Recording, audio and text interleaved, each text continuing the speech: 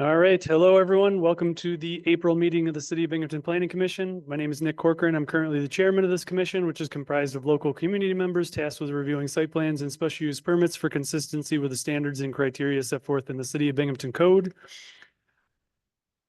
Based on our total number of planning commission members, 4 members must be present to constitute a quorum. Tonight, we have 5 members, which means we do have a quorum and can proceed.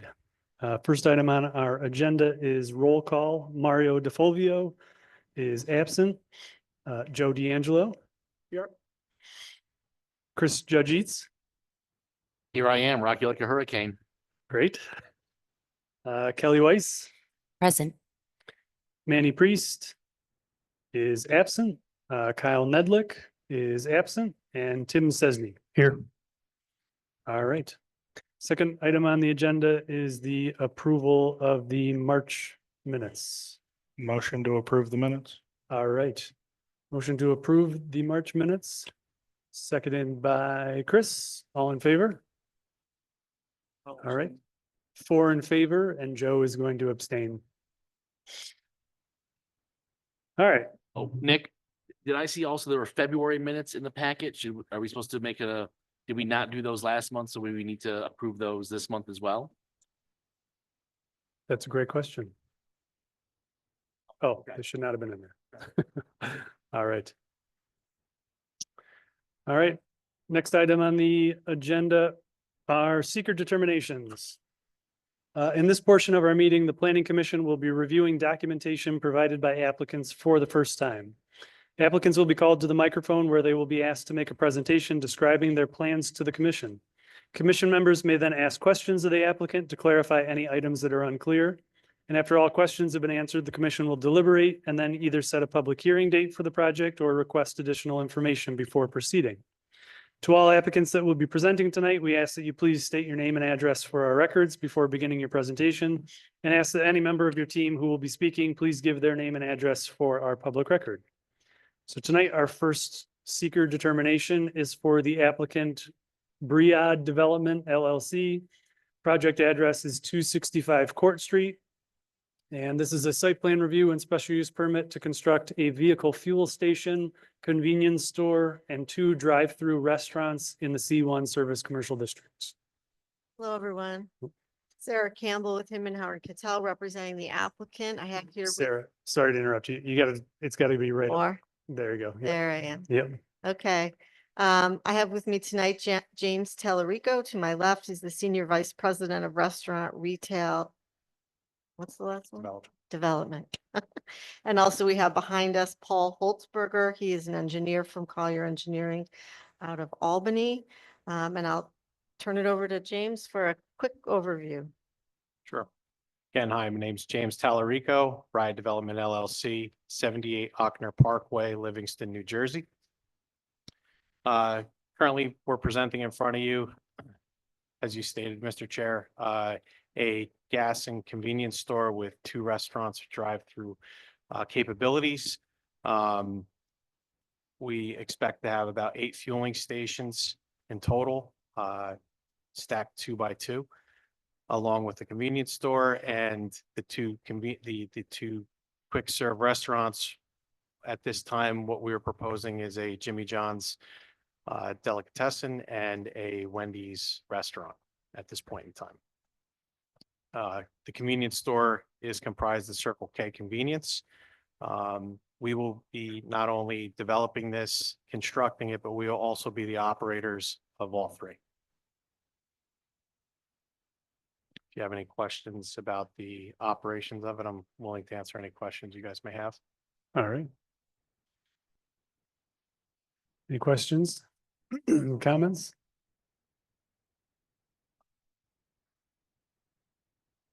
Sorry, Chris? Questions for the applicant, and these are from a little bit of feedback there. Based on the staff comments from the staff report. So one, the proposal requires 3 bicycle parking spaces.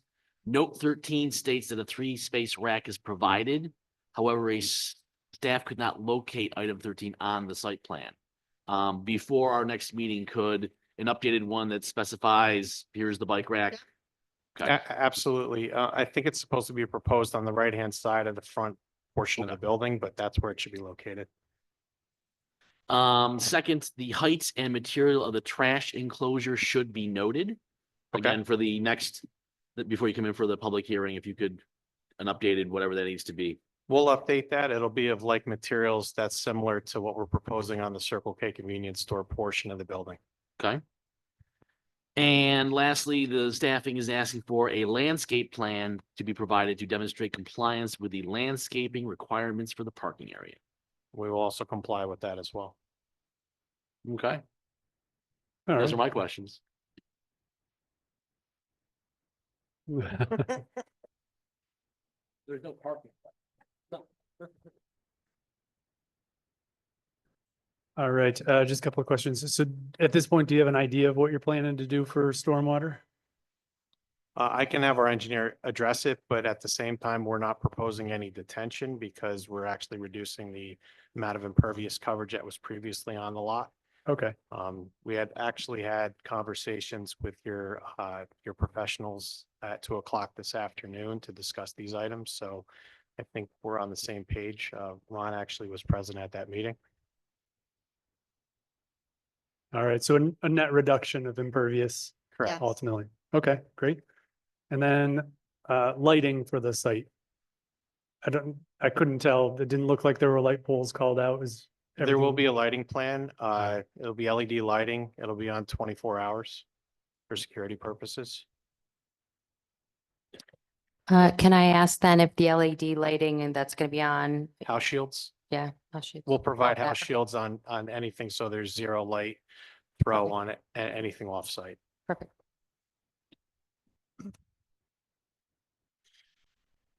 All right. Any other questions, concerns?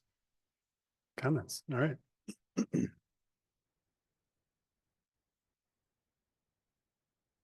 Yes, they do. You do want landscaping and lighting as part of the public hearing Yeah. portion of the meeting, correct? Say that one more time. You want the landscaping and lighting plan as part of the application for the public hearing portion of this meeting, correct? We would like to see it, yes. Okay, no problem. Before that next meeting. Yep.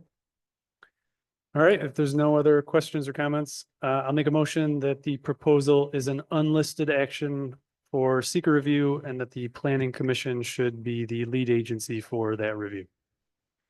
Seconded by Kelly, all in favor? All right, that's 5 in favor, 0 opposed. And I'll make a motion to schedule a public hearing for the project at 5:20 at our May meeting. Second by Kelly, all in favor. All right, 5 in favor, 0 opposed. Thanks very much. Thank you. You're welcome.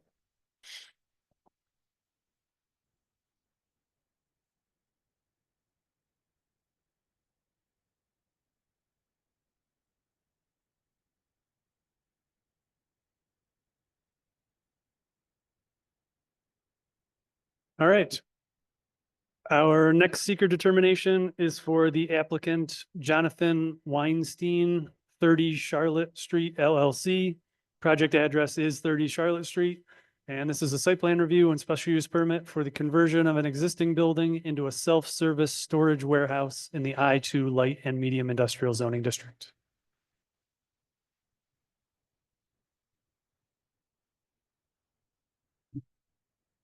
Can you put the microphone closer? Is the green light on? There you go. Beautiful. We figured All it right. out, guys. All right, I'll do that again. So my name is Daniel Whitney, representing 30 Charlotte Street LLC. I'm the project manager, 641 Thoroughfare Road, Brick, New Jersey. So it's a pretty simple application. We have an existing building at 30 Charlotte Street. It's 4 stories up, 1 story down, so 5 stories total. Currently being used as a industrial building with multiple mixed tenants. The only addition to the building would be actually stair towers, because currently the thing does not meet egress codes. So we would be adding the fire stairs and such. We have submitted a full site plan to you guys for review. As far as the site goes, we have 3.2 acres. We're reducing the total impervious cover by 4,025. We are going to be removing a small shed in the rear. We are providing 84 total parking stalls. We are adding 3 new storm inlets and piping to the existing storm system on site. And then we're just gonna be cleaning the place up. And since I heard about lighting, we are gonna provide new light packs all over the thing, along with 3 new parking lot lights. Those will all be shielded to make sure the photometrics meet code.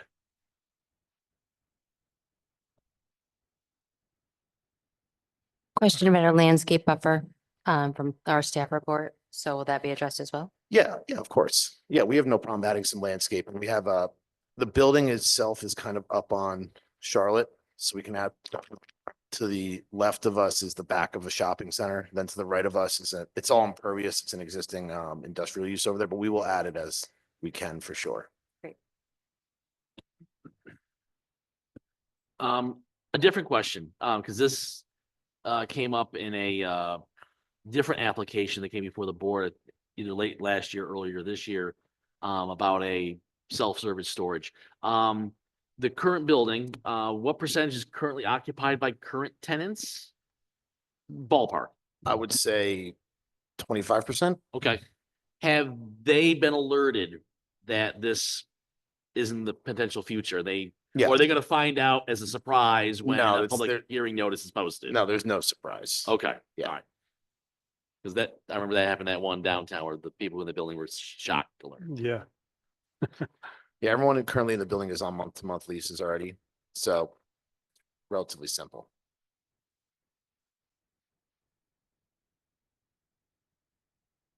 Second question, this is actually, Tito, this is for you.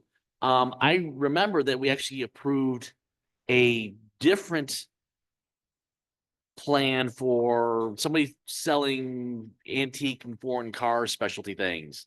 What happens to a previous site plan that's been approved?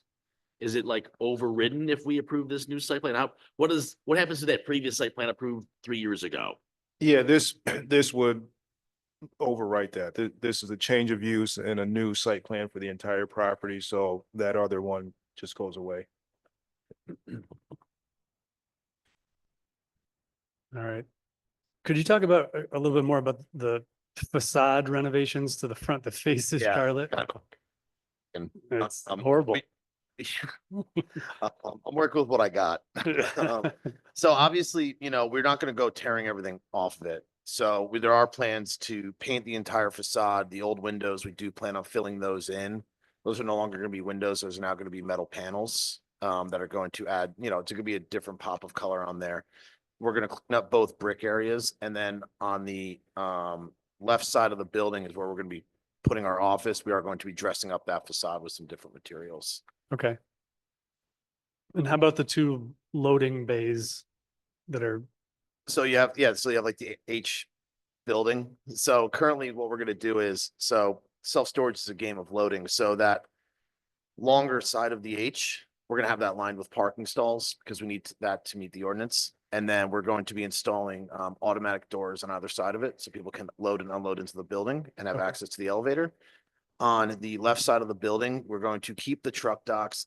We never get those kinds of trucks. The largest unit we have is a 10x30, so a small, medium-sized U-Haul. And then we're actually going to be utilizing one of the back structures that was added to it, probably 50 years ago, 60 years ago, as a pull-in loading situation. So someone can pull their car into it and unload. okay. I think I'm thinking more the face. Oh, out to those Charlotte. doors? Oh, those go. Yeah, those Okay, are so gone. that'll all be. Yeah, gone. no, yeah, those are gone. Would it be possible to get a elevation view of the proposed improvements to the front of the Of building? course, that's easy enough. All right, because it's an aesthetic thing that definitely, We can provide you with an elevation and a rendering. That's not a problem at all. all right. And to me, it's just that face that faces Charlotte. I don't necessarily need to see any of the other views, but everybody else could weigh in on that if they care what the other sides look like. I'm just the side that faces Charlotte Street would. Face against the railroad track, that's very important. You ride the rail a lot?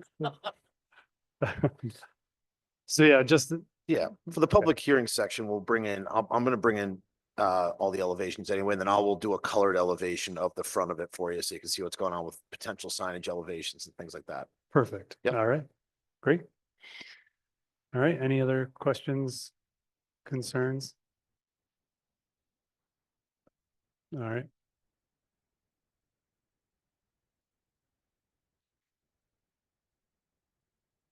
All right, I'll make a motion that the proposal involves the reuse of an existing commercial building, which is a type 2 action for seeker review, and that no further environmental review is required. Seconded by Tim, all in favor? All right, that's 5 in favor, 0 opposed. And I'll make a motion to schedule a public hearing for the project at 5:25 at our May meeting.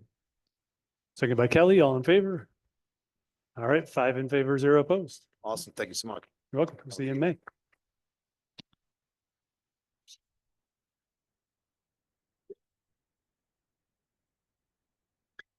All right, our last seeker determination tonight is for the applicant ABO Development LLC. Project address is 25 Doubleday Street, and this is a site plan review and special use permit to convert an existing building into 14 dwelling units with 15 total bedrooms in the R3 residential multi-unit dwelling district.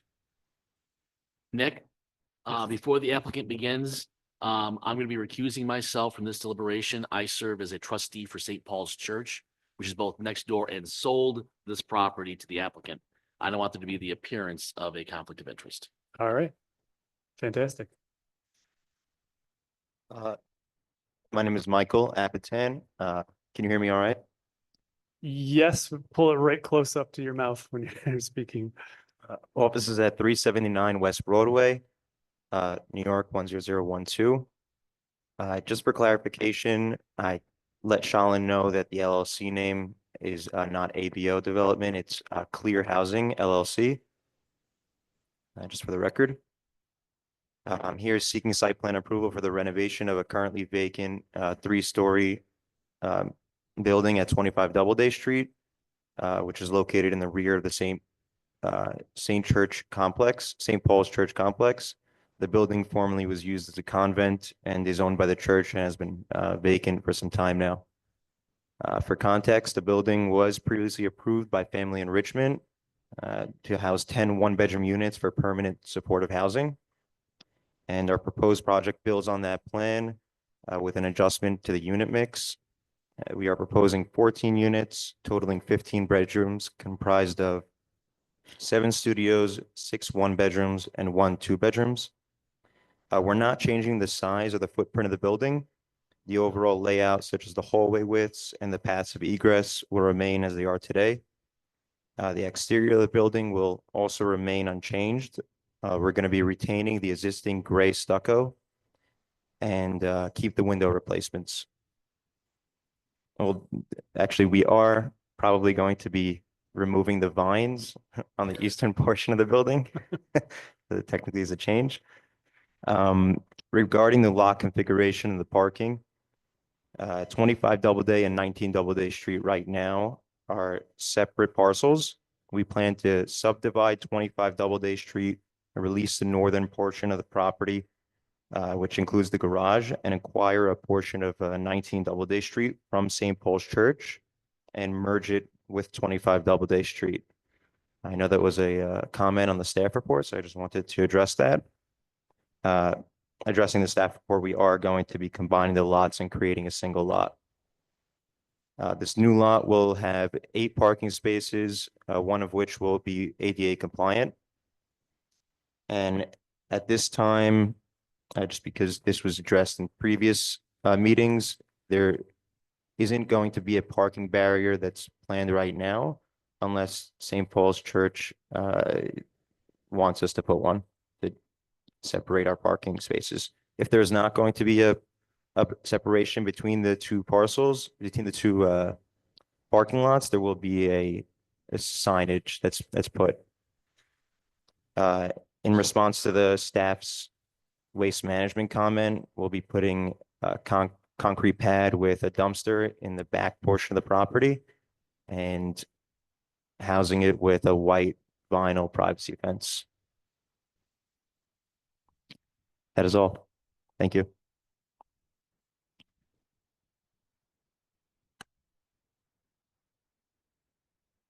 All right.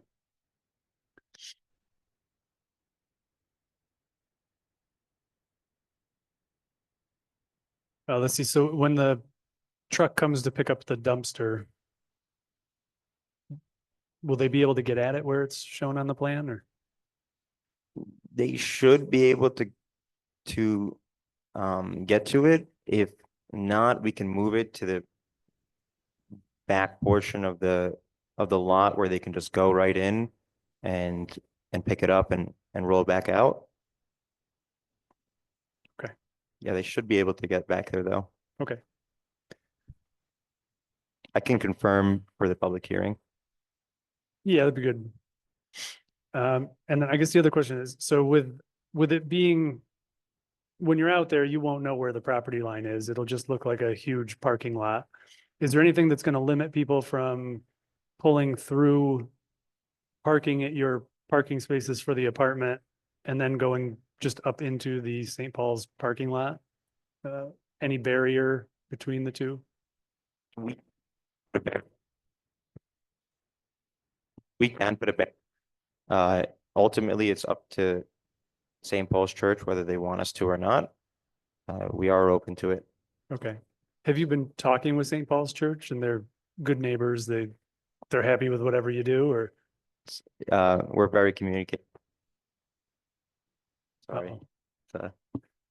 We're very communicative with them. If there is ever a question that they have my phone. We are in direct communication with them. Okay.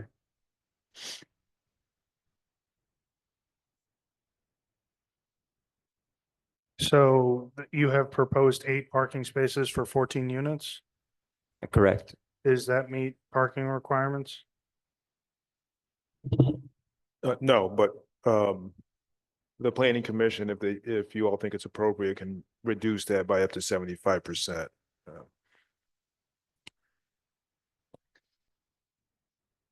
Probably a good conversation to have today. Yeah, is that is that precedent because it was previously, there's a previous exception, it's more, does it have to change because they're based on the percentage of the previous, we're upping it to 14? How does that change it? If we stay in the same percentage, does that make sense? Yeah, did we approve it previously with a percentage reduction or? I think you did. I think we did. is that So, what's the- You mean the last application for this address? Yeah. I can take a look.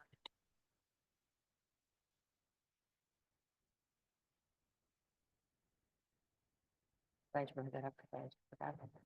We would be requesting a parking variance of 6 parking spaces, which is 43%.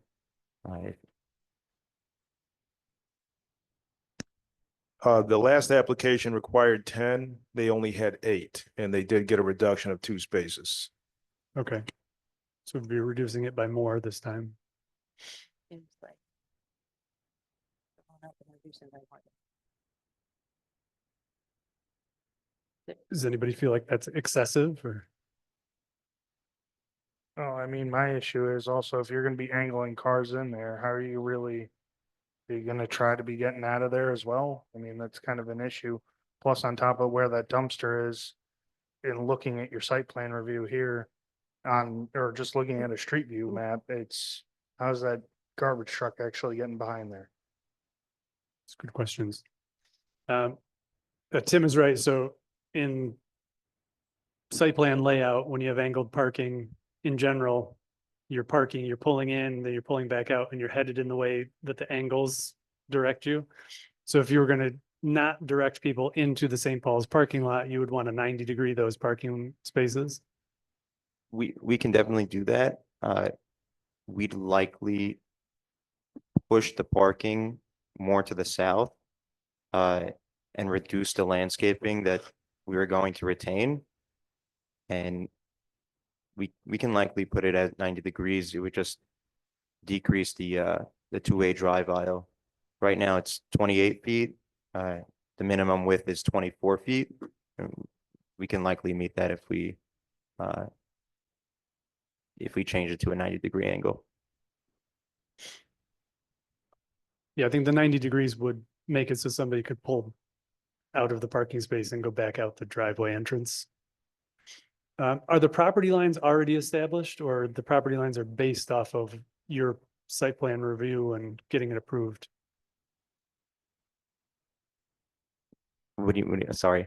So you're subdividing this section, so 25 Doubleday, you're subdividing it from those other parcels. Is that already completed or We did a preliminary survey, preliminary? completed survey. It would be completed at the time of sale and recorded with the deed. Okay, so at this point, you don't own this building, or No, we're currently in contract. I got you. And this is part of that whole process, is getting this approved so that you know you can do what you want to do with it before. Yes. Before you buy it. I got you. Do you think the person that you're purchasing this whole deal through, would they be amenable to a 5-foot landscape buffer between the end of your parking spaces and the property line? If you do that, it would meet some of our Oh, yeah. landscape preferences, let's say, to make that a divided, it would be a clear division between your parking and their parking, and I don't think they would be amenable to it, Okay. only because they would like to maximize the amount of parking that they have on their lot. gotcha. We're gonna be retaining as much landscaping as we can, in the southern portion of the building, right in front of the building, on the eastern portion of the building as well, on the side of the fire escape. And in the backyard. Okay. All right, it's a unique situation since it's already all paved, so I don't want to make too much of a pain in the butt for you, but it's unique.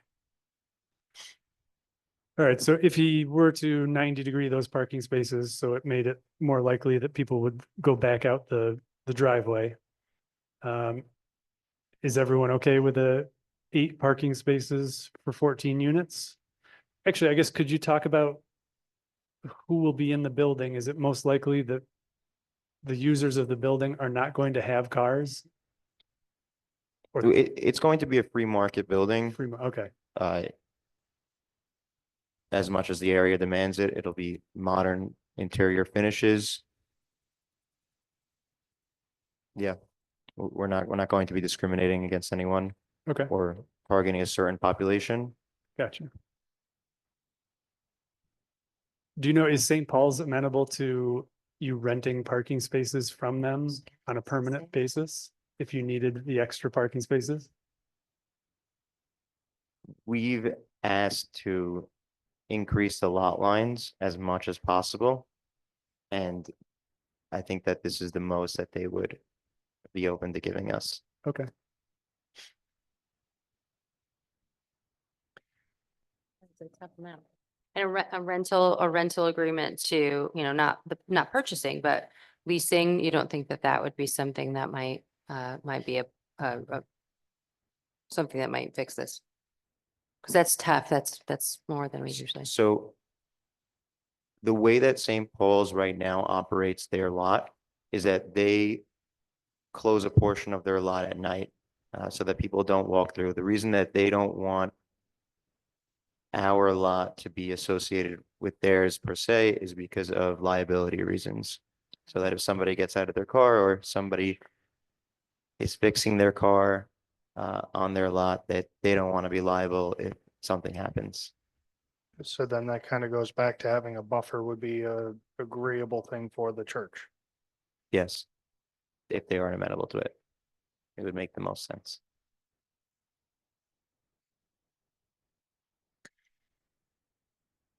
all right, well, is a reduction of 6 parking spaces too much? I guess that's a big question.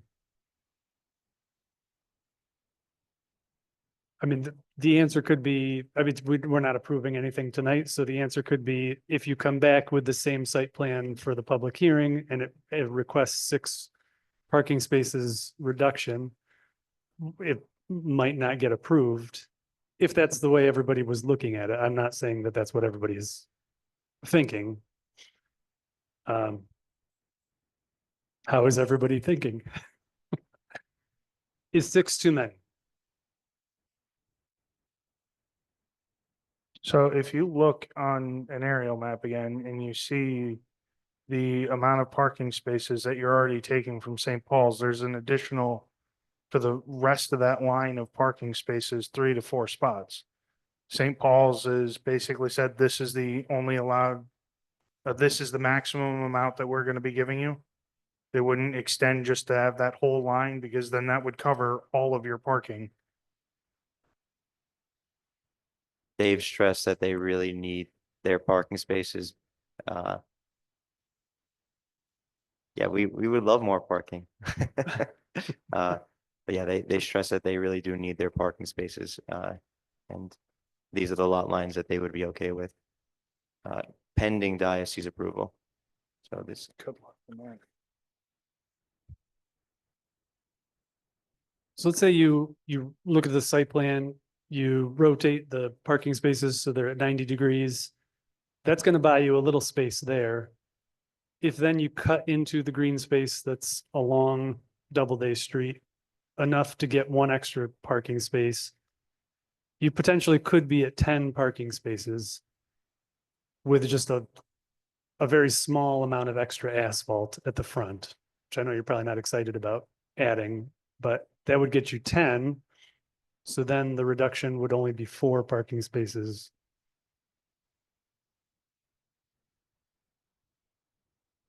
Does that sound more, so that sounds more acceptable to everybody. I'm not saying that you can't come with the same plan and attempt to get it approved, but it's looking like the parking for 14 units, only having 8 spaces seems to be an issue with some of the commission members.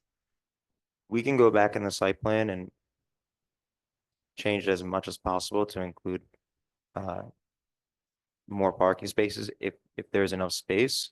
We Okay. most definitely would be taking away all of that landscaping in the front to conform with the parking requirements to the extent that we can. Okay. Is everyone okay with it? One question on the width of the space. You were saying that. Oh, they could Joe. be narrow. I'm sorry. The width of the spaces, that's the standard, or there's some leeway in the actual width between the lines? The width of the parking lot lines are 9 feet by 18 feet, which Okay. is standard. Okay. There was no room to bring that down to 7 or 8, or you gotta No, go by the that's- standards. Okay, yeah. thank you. Thanks. Absolutely, of course. All right, well, at this point, we'll leave it to you to consider between now and the next meeting, but it doesn't appear that parking is an issue with the number that you've got proposed. All right, any other comments about the plan? I just still have a dumpster for that truck to get in and out. I don't think it's gonna be too easy. Okay, so yeah, just take a look at the dumpster location and how they would access that. All right. All right, then with no other comments or questions, I'll make a motion that the proposal involves the reuse of an existing building, which is a type 2 action for seeker review, and that no further environmental review is required. Seconded by Kelly, all in favor? All right, that's 4 in favor, 0 opposed. And I'll make a motion to schedule a public hearing for the project at 5:30 at our May meeting. Seconded by Kelly, all in favor. All right, 4 in favor, 0 opposed. Thank you. All right, we'll see you back in May.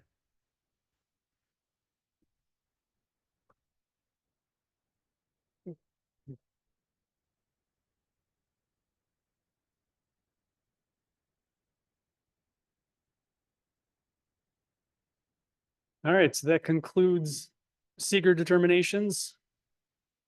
Now we're on to our next portion of our meeting, which is public hearings and final deliberations. In this portion of our meeting, we will be holding open public hearings to obtain public opinion in regard to specific projects that are up for review.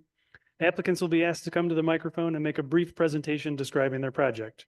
For most projects, this is the second time we were reviewing your information, so it would be very helpful if you could please give us a brief overview of your project to remind us what you're planning, and then, excuse me, and then clearly identify any changes that have been made since the last time we saw you.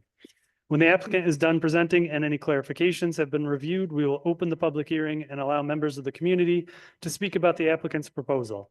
After the commission has heard from all community members interested in speaking tonight, the public hearing will be closed and the commission will deliberate. To our applicants, when your project name is called, please come to the microphone and start off by giving the name and address of any member of the applicant's team that is planning to speak. And to anyone from the community that will be speaking in regards to a project tonight, please also start off by stating your name and address for our records.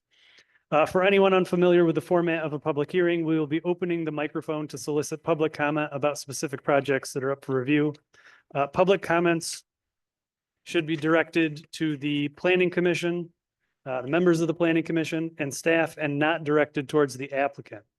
It is not acceptable for any member of the public to enter into any form of discussion with the applicant directly during the meeting. Commission members will take note of any specific questions or comments that come up during the public comment portion of the meeting. When there are no additional community members wishing to speak about the project, the public hearing portion of the meeting will be closed and the applicant will be given a chance to respond. Commission members will ask the applicant to comment on any questions that were brought up by the community if they are relevant to our site plan review. It will again not be acceptable for any member of the public to attempt to enter into a dialogue with the applicant while they respond to questions or comments that arose during the public hearing. All right, so tonight, our first public hearing is for the applicant Weed Eater International LLC. Project address is 2 Jackson Street. And this is a site plan review and special use permit for the establishment of an industrial cannabis business, adult use micro business in the I-2 light and medium industrial district.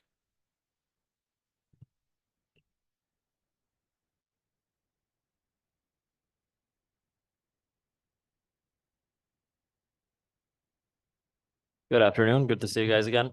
Good. My name is Don Yurkiv and I'll be operating out of 2 Jackson Street, Binghamton. My name is Weston Lampier, representing Weed Eater International at 2 Jackson Street. Good evening. My name is Walter Porras and same address, 2 Jackson Street. So I guess I'll start off. I see a couple of new faces with kind of the same introduction we gave last time. So our company has one of the first issued OCM cannabis micro business licenses in the state. And as far as I know, one of the very few that actually has the funding and location to start building out. A quick overview in case anyone's not familiar. Under the micro business license, we can do retail, cultivation, distribution, and processing of cannabis. We primarily intend to use it for cultivation and some low scale processing at this location, obviously pending your approval. We're currently under contract with 2 Jackson Street, looking at closing hopefully sometime in April. We're waiting on the appraisal now. And pending an approval of our special permit and working with zone and fire after hopefully starting building out soon. We have the build out broken down into 3 phases. The first being the initial cultivation, expansion of cultivation being the second, and retail being the 3rd phase. And the only real material change from the last meeting we've had was the addition of 1 ADA compliant standard handicap parking space with a loading zone confined to the lot lines of the building, and that's included in the updated site plan that we sent out.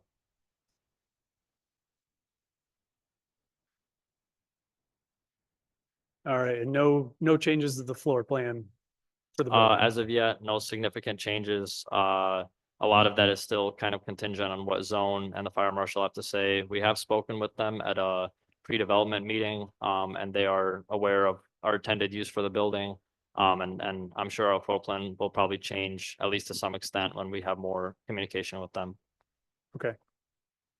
The elevation that was submitted though, no changes to the facade of the building. Yep, facade on the Anything. building as it stands right now is updated recently, so we don't intend to do much with that. Maybe some minor repairs from wear and tear, but elevation is accurate. All right. All right. Any questions before we open the public hearing? Chris? Question about the updated site plan, I guess is version 3, with a relocated handicap spot. So if I'm looking at this correctly, the handicap parking space is going to be up against the fence with the gate. So in theory, someone's going to try to use that security fence in the gate. They got to go through the handicap parking spot. Am I reading that map correctly? Yeah, so the security fence with the gate as it stands right now, is being used for the building materials that they're loading.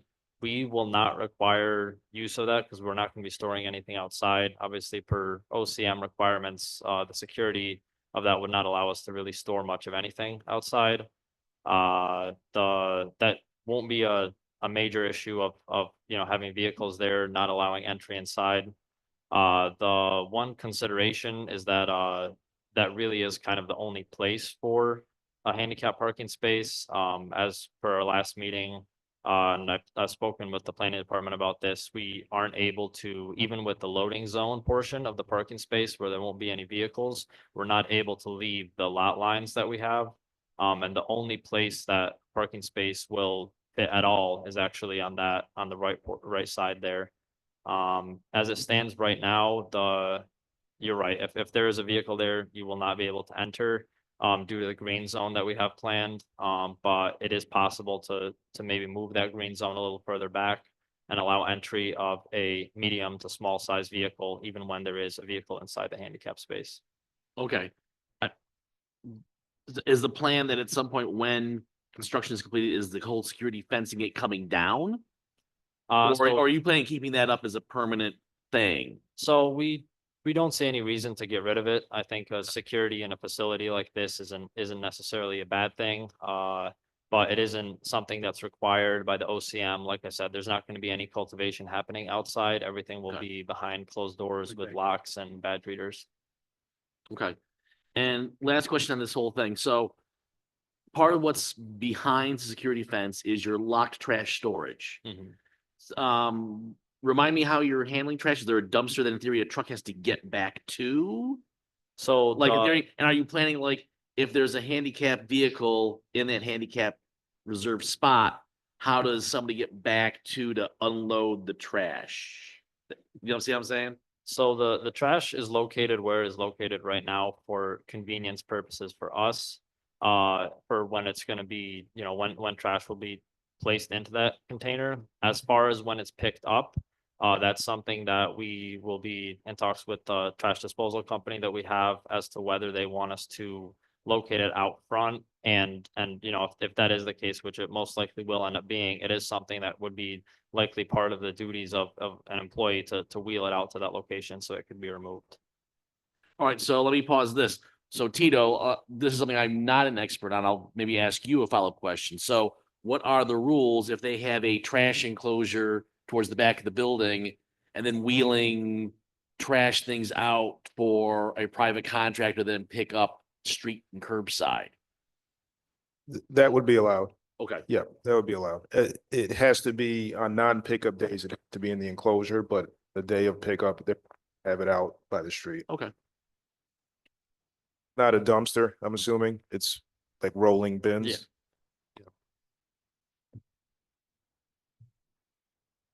All right.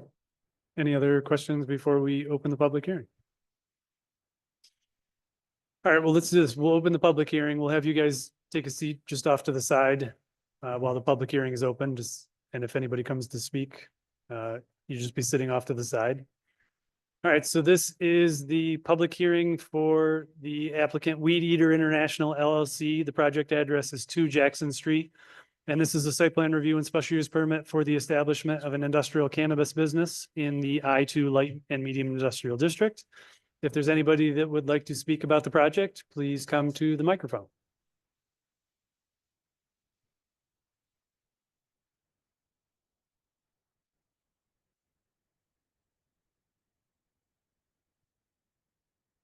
All right, and Tito, we did not get any letters submitted to the planning department about this project? All right, no letters submitted. All right, last chance. Anybody here to speak about the project at 2 Jackson Street? All right, seeing nobody approaching the microphone, we'll close the public hearing. You guys can come back up. Sorry to make you go off to the side there. All right.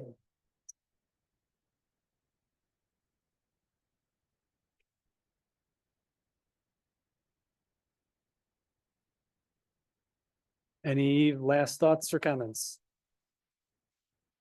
All right.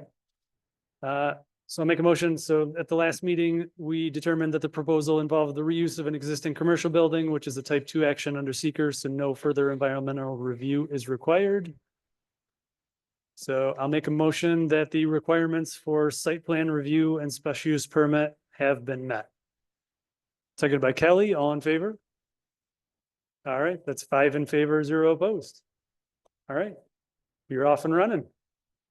When does construction start, or when do you move in, or when does stuff start? We don't have an official closing date yet, but we're expecting it to be sometime in April, and shortly thereafter, we'll probably begin working on the inside. All right. All right, well, good luck.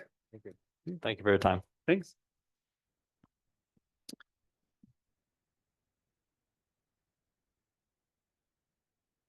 All right, that brings us to our last public hearing on the agenda.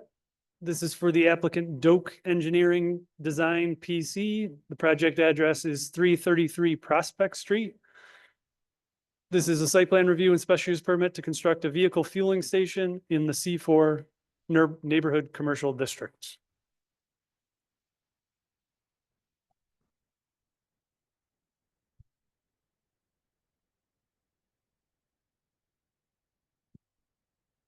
Good evening. My name is Brian Doak from Doak Engineering Design in Owego, and I'm here to represent KSJD, otherwise known as 333 Prospect Street.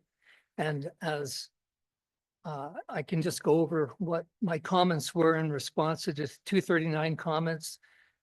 Just to bring everybody up to speed, the project is proposed to put in a small gas station at the existing convenience store. The plans and the responses that I've provided, I trust everybody has seen, maybe have in front of you right now, addresses the comments from primarily the 239 review. And that included the 3 major issues that were commonly expressed by all the reviewers were listed on the summary Actually, sheet Nick, in the front of my. Mr. Duck, before you go any further, I see you have a colleague with you at the mic. Could she introduce herself for the record? Good evening, everybody. My name is Bella Farquhar. I'm representing KSJD for this, who's currently a convenience store, for the addition of a fueling station. Perfect. All right.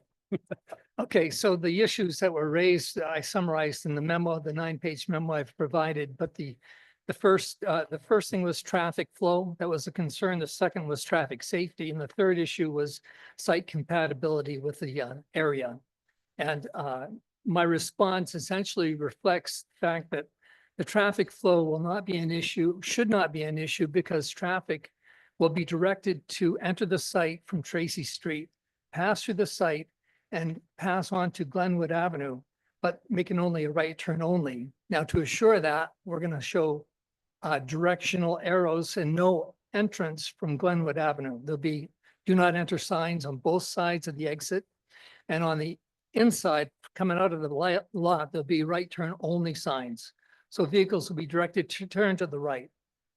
And there'll be arrows on the pavement to address that. So vehicles will be directed not only by pavement, but by signs to turn only to the right, not to the left. And I did, sorry, I'll just keep on going. The next big thing was traffic safety, expressed especially regarding the accident rate at the intersection of Prospect and Glenwood. There was concern there. There were several comments by the town of Dickinson and by others, but as I've summarized in my letter, basically is that the average accident rate for that intersection as it is right now, based on the last 3-year period of study, which is a pretty typical traffic study for an accident rate, is 0.7 accidents per million vehicle miles or million entering vehicles in the intersection. The statewide average is 3.5 accidents per MEV. So you're down to less than a third of what the accident rate would be. And so my opinion is that it's not an issue. We're not planning on any additional traffic to the intersection from the site. And it should not be an issue there. Now, I would note that those 14 accidents that were identified in the 3-year period that I looked at, 2 of them had to do with parked vehicles on Glenwood north of the intersection. And what happens in an accident studies, they look at the area in general, and they look at all the accidents, and there were a couple of bike accidents.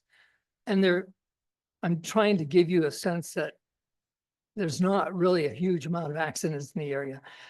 More importantly, there was one accident that was identified at 333 Prospect, which is the address of this project. However, it was a property damage only. A young driver came in and they accidentally hit the overhang, which will be eliminated in the new design anyway. But that was reported as one of the accidents, and wasn't a vehicle on vehicle or vehicle on bicycle accident. The third thing that was brought up in the summary of the comments was really the compatibility of the site, convenience store, which is what it is, and a gas station. Now, the peculiarity of the site is that it's actually composed of two properties. The 333 Prospect Street is neighborhood commercial, C4. The 335 Prospect Street, which is right to the west of it, is actually residential, R2. I think it's R2, is it, Tony? Tito? Yeah. So they have been using that site as one contiguous site. The parking is allowed on a residential property, R2 property, and that's what they've been using that for 12 years at least. It used to be a gas station, but they've since they bought it and used it as a convenience store. The new design would put all of the gas station, 100% of the facilities on the 333 Prospect Street. There would be no change to the use of the 335 Prospect Street part of the project. Now, it's neighborhood residential, no change.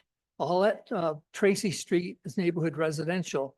But I pointed out 3 different examples in the back of my my plans that I provided. They're identified as I1, 2, and 3, information 1, 2, and 3. They show 3 different properties. One, I think is at 79. I got to look at the addresses, sorry. 29 Floral and 59 Glenwood. And let's see, I think I just showed the other one for comparison, but the 29 Floral is actually residential, multi-residential along Floral, and it's adjacent to a West End Street, which is 1 and 2 family, R2. So it's 100% residential, either one or the other. And you have a gas station right in the middle at the intersection of Tracy, of West End Street and Floral Avenue. It's been there a long time, or it's been there a while anyway. I don't know for sure how long it's been there, but I would like you to look at the photographs that were taken off Google of the way that facility is used. That property is actually the same size as 333, 335 Glenwood Avenue. And yet they are parking and unloading on the sidewalk. Okay, that has less property than we have. I'm not aware of any accidents in the area or anything like that.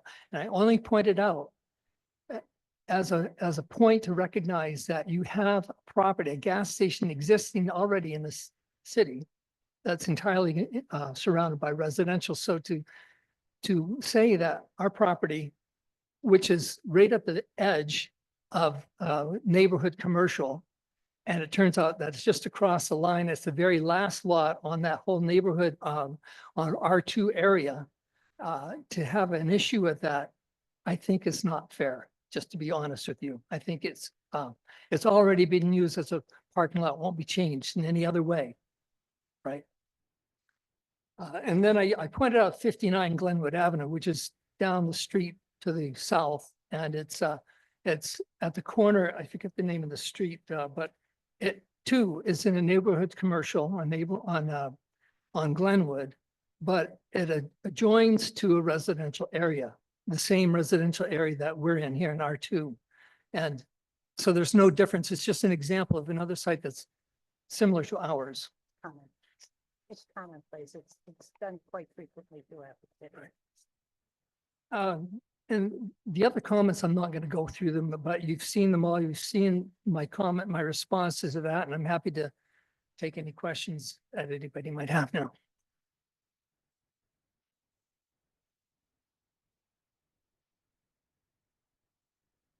Questions, comments? Chris? Yeah, let me start with this, Mr. Doak. You referenced some of the photographs you've shared with us about the gas station located at 23 Floral Ave. And I would just ask, certainly very helpful that you provided the photos of the truck delivery being parked on the sidewalk. That's certainly, I would consider that problematic. And I would certainly would hope our friends in code would, you know, be on top of making sure we aren't got delivery trucks hanging out on sidewalks. But I'm hoping just because there's one bad example doesn't mean that we as a planning board should be not stringent in reviewing current and future projects to make sure that we don't have more trucks parking on sidewalks, including at 333 Prospects. I agree with you very much, and I would point out that there's ample room on the site itself without having to park in the parking lot, without having to go on the sidewalk at all, to deliver fuel. And as I get deliveries now for the convenience store within the site parameter, and it's shown on the site plan as being ample, more than ample room. The hauler would never have to go off-site. And if there was an issue, there is always a remote fill that can be placed so that the truck would be within the bounds of the property line. Is the remote fill listed on the, No, I said if it was an issue. oh, Right now, it's not an issue because the truck can fit within well, the site. that's not my view of it. I can't, I was at Moravido the other day, on the number 5 Commons that seems to have ample traffic flow. There was a delivery for the convenience store. There was a gas truck there, several things. My car got blocked in. I had to get an Uber because my car was not a great example either. I had to get an Uber because my car was blocked in by the gas truck and the delivery truck. And I couldn't get anybody, this just happened. I couldn't get anybody to move. That has so much more room. You have a traffic backup because you only have one lane if somebody's delivering gas or chips or soda or water. There's not a way to get, all those cars that are right there are stuck. And that's what I got stuck in. And I went over to the site and I sat there and I watched and I saw. So I hear you. And if there was a backup plan to do that, that's a great thing. Okay, yeah, well, that's the remote fill so that the truck will not block anything, but also we can control when that vehicle fuels. Interesting. I asked that to the vehicle billing person. I also asked about, Mr. Doug, what you had said about getting a smaller truck. I won't tell you what he told me because it's not fit for this. He said, not a chance in the sky. Well, they're not, that doesn't maximize he goes, we don't bring a smaller truck. He goes, we fuel. We're bringing a truck. You're getting the truck to fill. That was the answer to what I got. It was just. Are you saying that I said that? No. Remember when we were at the last meeting, you said that they could bring a smaller truck into fuel. It didn't have to be the giant tanker truck. That was one of the things that we were, so just happened that all this kind of came up. So I was just like, I'm like, as curiosity, they're doing what they have to do. I'm not mad about it. Lucky enough, I can get an Uber and it's not the end of the world. But I was like, hey, do you guys ever bring a smaller truck? They looked at me like I had 7 heads. I mean, I think if there's a remote place to fuel it, but there's. Well, it doesn't mean I know, off-site. no, I know that. Okay. It just seems like an impossible feat of like the best little Lego cars driving. Yeah. I don't want to Yeah. be negative. I hope you've seen me. I can't figure it out. 100%. I understand exactly what you're saying. And in the industry, besides representing them, I also work with Ultra Energy Corp, of which we have gas stations in the Binghamton area, and we deliver the fuel to the Yeah. Binghamton area. If it's a tight station, and I'm not saying that this isn't a tight station. Yeah. This station, as it is right now, was customized and designed to fit this site. It's great. It's completely unconventional for gas stations as gas stations go. They are only going to have 2 one-sided pumps. Yes. I mean, it's a little unusual, right? Yeah. So I only have filled 2 cars at a time.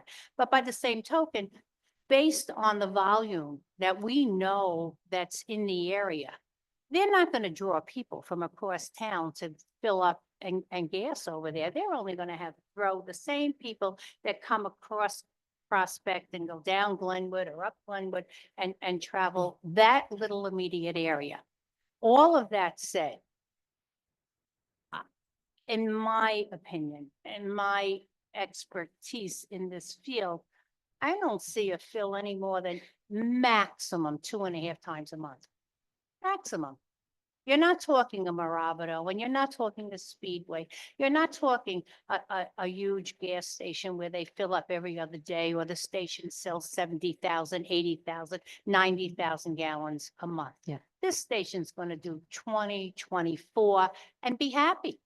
You're looking at fills 8,000 gallons each time, maybe 2.5 times a month. And off hours. And off hours. Yeah, so how do you control that? Somebody else has got to talk. I'm talking too much. No, about. that's okay. So, you know, how do you Because we own the truck. Okay, so you own the fueling truck that's coming, okay. Yeah. I'm not- Okay, so part if of my- you have the same people going through the same neighborhoods on Glenwood and on Downs Ave, you already have 0.3 miles away, 2 additional gas stations that are there. And we haven't even gotten to public comments yet, but you have so many people that are opposed to gas stations in residential That neighborhoods. are opposed to, is that what you're saying? I didn't hear what mean, you said. if you're adding additional residential gas stations when the logic is there's already residential gas stations, there's where I'm finding issue. I mean, you also haven't even the sign out front that you currently have. Is there any explanation as to why that is all busted as it is? I think because they were hoping to go through with. Okay, but putting how a did fueling that station. break to begin Oh, with? I don't know. I wasn't involved with that at that time. We'd be very happy to get you an answer for that. Because Whether it was the only thing that I'm Did you have imagining right wind? now, Did you have wind? Did you have storm? Did you have anything that took down the sign? I mean, I've seen those goalpost signs. They're just fiberglass in the middle. I've seen them. correct, but if you're gonna have issues on swinging trucks in there, Oh, I- as it is, even if there's 1 or 2 cars that are gonna have an issue there. And just as you stated, if these are the same people, they're already going 0.3 miles down the road to either gas station, literally in either direction of you. But that's the nature of gas stations. I'm sure you have a favorite gas station you go to. That's the nature of gas stations. This is going to be within the neighborhood. This is going to be passing through. This is going to be the person that comes there all the time and says, I got to get milk and I have to get my lottery ticket. You know what? I'm here. Let me get gas. This is what this is all about. And by the same token, having the gas station and enhancing this convenience store will also add an element of style to the neighborhood. And it will also add a value to their property. Today, tomorrow, they want to sell it, they have added value. Chris? Mr. Doak, another question for you. I'm looking at the revised site plan. I'm looking at page 7. And if you could just educate me, there's a couple of photographs where I'm going to describe them as there's like red cloud colored things overdrawn with existing power line conflict. Can you educate me to what those photographs should be illustrating? Right. They're to indicate that there's a problem with those trees underneath. They conflict with the line, and what I've proposed in the plan is that we replace those trees. They're city, I think they're city owned, they're in the public right away. But my opinion is that we do better there at replacing those with boxwoods or some other lower shrub. And like what you can see in these pictures. These are on the the property at 333. No, these are on the public right away, the Okay, trees up. but the photos you've been taking from the parking lot at 333, that was unclear to me. Okay. That was unclear to me. Okay. If you look down the street, one of the photographs, the one in the lower right, that's looking down the street. You can see there's no other landscaping along that entire street. So that'll be part of the landscaping plan that is submitted and hopefully approved.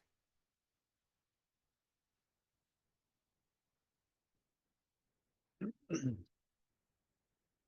sorry, can you repeat whatever that was? Oh, I said this would be part of a landscaping plan that would be submitted and hopefully approved.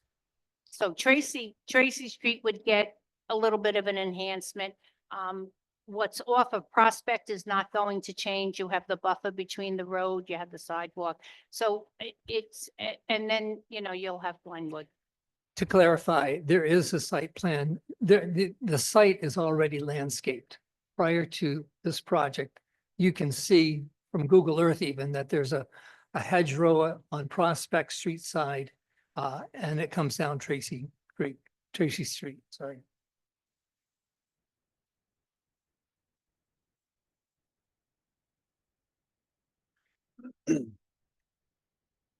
I don't usually ask questions about long-term economic feasibility of a project, but seeing that the revised plan changed, as you said, to just single-sided fueling stations and the limited visibility, limited exposure, limited number of people that are driving by this location, and the existing other gas stations that are nearby. And the fact that if you put tanks in the ground and then it's not economically feasible and you wind up having to sell the building, you just have to abandon the gas portion. We're stuck with gas tanks in the ground for the future.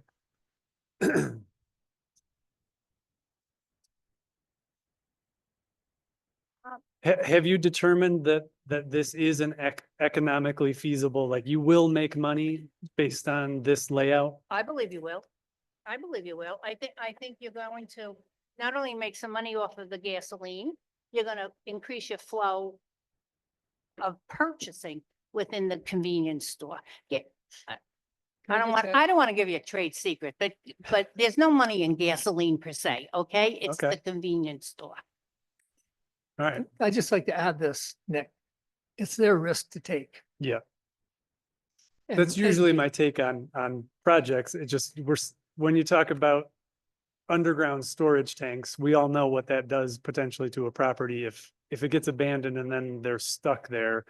Well, there's very somebody in the stringent future- rules about underground storage tanks. I mean, and this would be double wall fiberglass and, they're set on dead men. I mean, they're not going to float out of the ground if you have a flood. It's all according to current state of the art So right now, these standards. I guess what I'm thinking is that right now, there's probably lots of people that would be interested in the building in the future without gas included.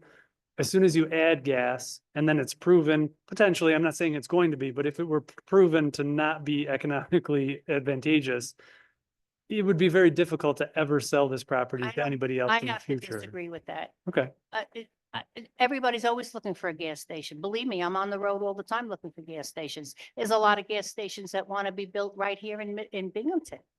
I mean, you may see me again with another one in the very near future. I mean, people want to build gas stations and I, for whatever reasons they have, they want to build gas stations and okay. All right, so you see this as being a profitable business model? Yeah. And you have data to back that, or it's I'm sorry. you have data to back that, or it's an anecdotal, you feel that this is going to make money? Pardon me, let me just add this. No, It is their risk to take. So- Okay, Yeah. I mean, Yeah, let's, it's not my place Yeah. to give them a financial plan Okay, for what they are investing. They already know what their budget is, and it's my job to try to bring it in within their budget. okay, And price their gas accordingly, so. all right, fair enough. Just asking. You want to buy a gas station? All right. Well, let's do this. It seems that there might be people here to speak about the project tonight, so we'll open the public hearing and we'll see what everybody has to say. Just a reminder that anybody that is here to speak about the project, please address any comments to us and not the applicant.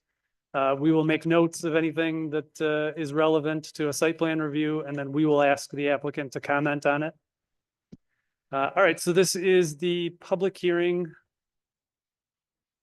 for the applicant Doak Engineering and Design PC. The project address is 333 Prospect Street. This is a site plan review and special use permit to construct a vehicle fueling station in the C4 Neighborhood Commercial District. And anybody that would like to speak about the project, please come to the microphone. We will ask that everybody try and limit their comments to 5 minutes. All right. We usually time it. If it becomes a problem, we'll pull the timer back out, but thank you. My name is Sharon Exley. I'm the Deputy Supervisor of the town of Dickinson. The address for the town is 531 Old Front Street, Binghamton, 13905. I also, in full disclosure, am a resident of the nearby area. I live about 7/10 of a mile north on Glenwood Road.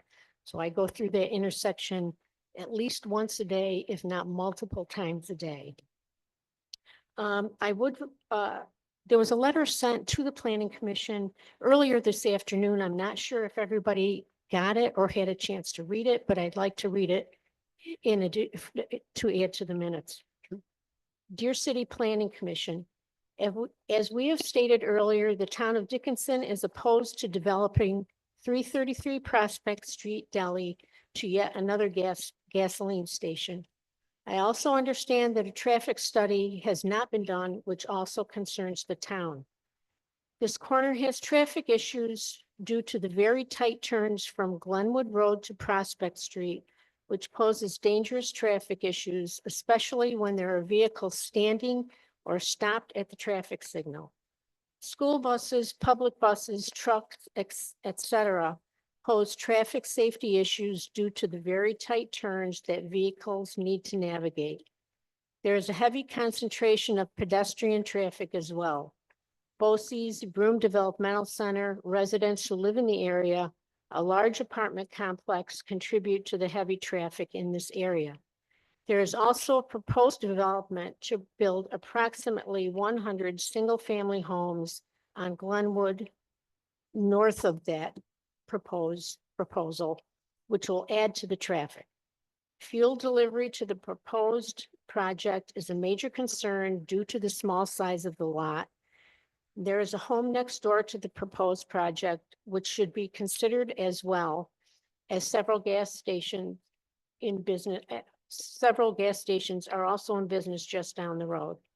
I am aware that the Prospect Terrace Fire Company, which is located about a block from the proposed gas station, has serious concerns as well. The town of Dickinson, along with our Public Works Commissioner, Joel Kai, are unanimously opposed to this project. We ask the City Planning Commission to not allow this project to move forward.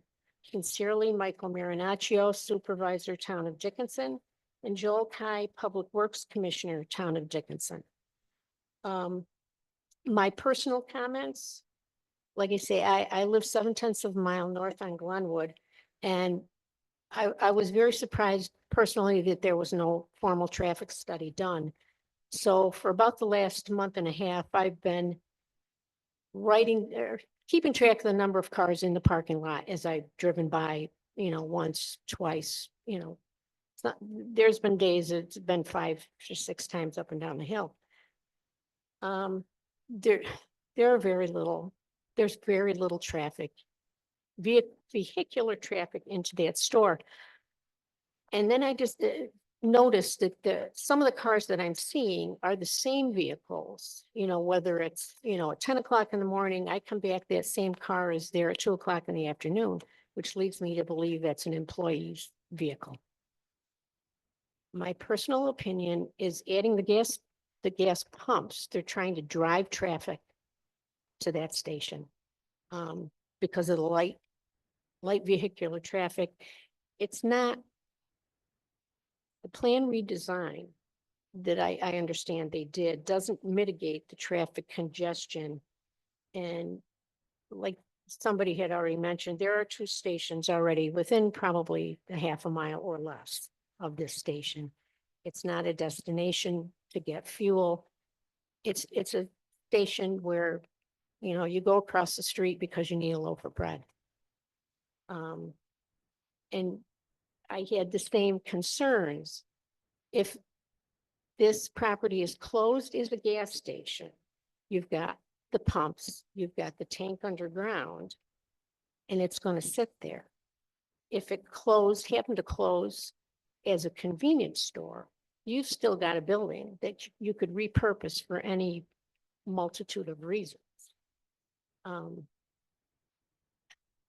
The traffic study, there are certain times of the day, peak times, 7 to 9 a.m., 11:30 to 1, or 2:30 to 4 o'clock, when traffic from Helio and Bosse's, people getting out of work, that corner, you often have to sit through 3, 4, 5 lights to get through that corner. And I've had to do that. And it's not, Prospect and Glenwood it's not 90-degree angles. It's a very odd configuration, which makes it very difficult to turn. And just to address, somebody asked about the sign at the station or at the property currently. That sign was hit by a delivery truck within days after they opened, and it's never been fixed. So, I'll wrap up my time saying that the town in general, the entire town board and Public Works does not believe that this project should be moved forward. All right. Thank you. All right, so new 5 minutes for the next speaker. Tom Pudish, 328 Prospect Street.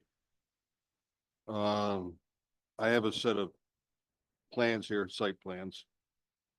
I don't have construction drawings, but I noticed they did a good job on the canopy, but he forgot the fire suppression system. And on the canopy, there's a stormwater drain that dumps onto the ground at the base of the fuel island. Is there any contingency to get that into the storm system? You don't need a sheet of ice when somebody's trying to fuel their car. Is there going to be any way to dissuade vehicles from pulling up on the north side of the fuel pumps? Granted, they're going to be one-sided fuel pumps, but people aren't the smartest thing on earth. Somebody's going to try to go around the other side of that fuel island. Is there going to be bollards? Is there going to be a Jersey barrier? Something to keep people from running over the plantings and onto the sidewalk and finding out they can't fuel their vehicle on that side? There's only one parking spot. And then there is only one handicap spot. Now, to enter this facility, you have to come in on Tracy Street. Certain times of the day, like Sharon said, traffic is horrible at this intersection. People are not going to be going north on Glenwood, turning left on Prospect, turning left on Tracy Street to try to enter this facility. They're going to try to enter off of Glenwood. And as far as people obeying do not enter and right turn arrows, I was there 2 hours ago and I saw someone leave the facility, turn left on Glenwood, north on Glenwood, and then turn right on Prospect Street. Traffic will be a nightmare if they try to increase their flow of customers with a fuel island. And it's going to be certain times of day, it's a pain for me to drive my fire truck through that intersection. That's it for me. All right. Thank you. Both. All right. If there's anybody else that would like to speak about the project. Nick, we did get a letter today from Mr. Rostowski. I don't know if everybody got a chance to see that one.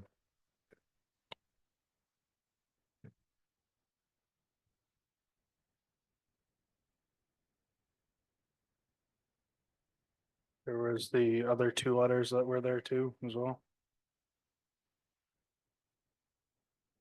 Yes, we got a letter from Chopak Schneider. William J. Schreider.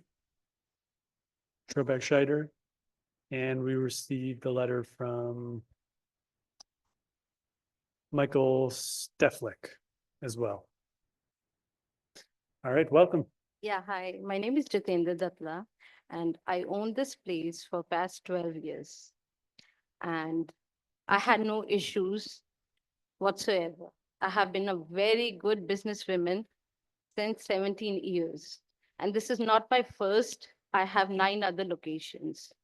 And for the Glenwood and the corner, it has been like this for years. And it's not going to change for 2 pumps, right? And for the delivery truck, my husband has been working for one gas station for years at Robinson Street. And there had been no issues with the delivery truck because they come at night, 4 a.m. at night. So we can do that. So, and the lady was talking about the delivery truck hit the sign. No, it wasn't a delivery truck. It was a tree company. And it was there, they were looking somewhere else and they broke the sign. And we already had talked with the company that we are going to raise the sign. So I don't think we are going to increase the traffic because there is already a traffic. Only 2 pumps cannot change the whole area. It's not going to get millions of people around that area, right? Only because of the 2 pumps. That's all I have to say. All right, Thank you. thank you. Anybody else who'd like to speak? Please come to the microphone.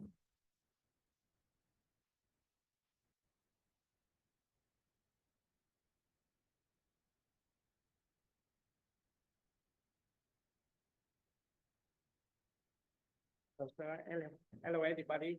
My name is Deng Win. I own 116 Glenwood Avenue. I have a small liquor store right there. One second, is the green light on the microphone? So I hit the phone. Yep. Hello.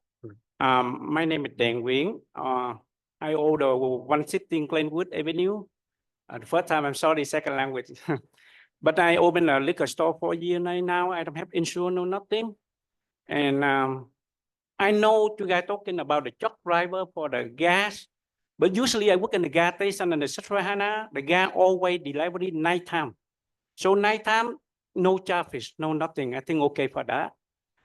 And right now I live at 201 Harry L. Wright, Johnson City, by the quick fuel gas station. I know the gas, they fill the tank always about 1 a.m. So I think the traffic is okay for that because no daytime, usually the delay nighttime. Because I work in the Susquehanna and the gas station right here behind the exchange. I work there for a year and I know when I see the paper, nighttime they delivery. That's why I think okay for them, that traffic. The second one, when they do the gas tank underground, 100% they do safety. If they're not safety, they don't put the tank underground. You know what I mean? Because then warranty, guarantee. So I think I'm happy they open the gas station over there. Because if they open the gas station there, that means they have more customer, I have more customer. So I'm sorry, something wrong, second language. I'm all set. All right, great. Thank you, sir. Have a good one. All right, anybody else who would like to speak?